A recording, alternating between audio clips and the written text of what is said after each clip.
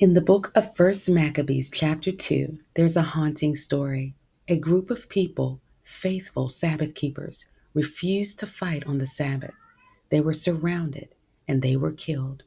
For years, I wondered, why did this happen?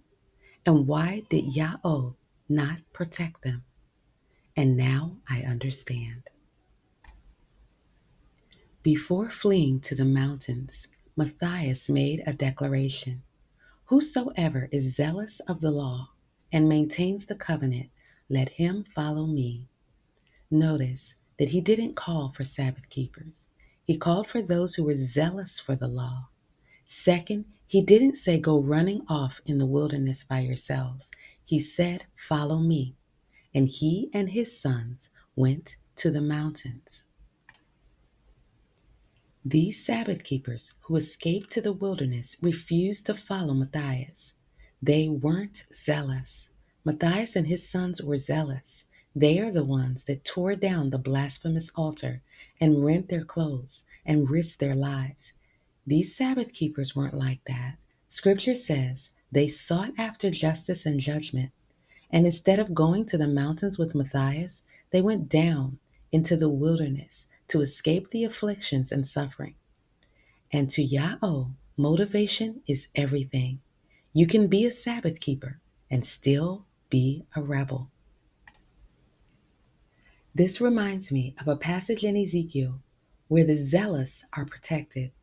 Ezekiel 9:4 says, go through the midst of Jerusalem and set a mark on the foreheads of the men that groan and that grieve for all the iniquities that are done in the midst of them.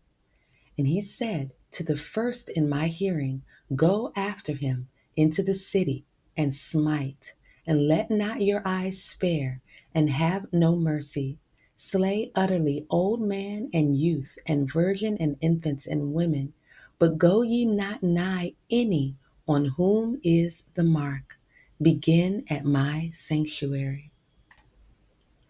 And this is exactly what happened to the Sabbath keepers who fled to the wilderness. First Maccabees chapter 2 verse 38 says, so they rose up against them in battle on the Sabbath, and they slew them with their wives and children and their cattle, to the number of 1,000 people. Yes, they were Sabbath keepers, and this is why they claimed that they were innocent. But man does not see as Yahweh sees.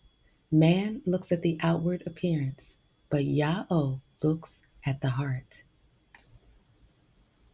One day, Yahweh will gather Israel from all the places where he has scattered them, and he will lead them into the wilderness again.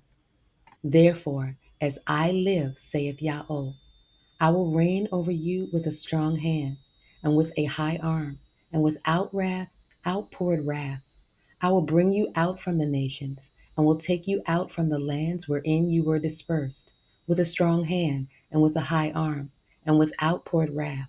And I will bring you into the wilderness of the nations, and will plead with you there, face to face, as I pleaded with your fathers in the wilderness of the land of Egypt. So will I judge you, saith Yahweh, and I will cause you to pass under my rod, and I will bring you in by number, and I will separate from among you the ungodly and the revolters, for I will lead them forth out of their place of sojourning, and they shall not enter into the land of Israel.